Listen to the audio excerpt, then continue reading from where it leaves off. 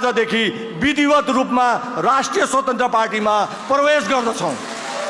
रवि लामिछानेले नेतृत्व गर्नुभएको राष्ट्रिय स्वतन्त्र पार्टीले भ्रष्टाचारलाई स्थानाभूत गर्छ, व्यतिथिलाई कुशासनलाई धुलधुसरित गर्छ भन्ने विश्वासका साथ राष्ट्रिय स्वतन्त्र पार्टीको सबैभन्दा कनिष्ठ सदस्यको रूपमा यो महाअभियानमा समाहित हुने म सङ्कल्प गर्दछु। आजको दिनमा नेपाल आमाका महान सपूतहरू गौतम बुद्ध, पृथ्वीनारायण शाह, विश्वेश्वर प्रसाद कोइराला, पुष्पलाल श्रेष्ठ, मदन भण्डारी, कृष्ण प्रसाद भट्टराईलाई आफ्नो राजनीतिको लागि सधैँ हामीले भराङ मात्र बनायौँ।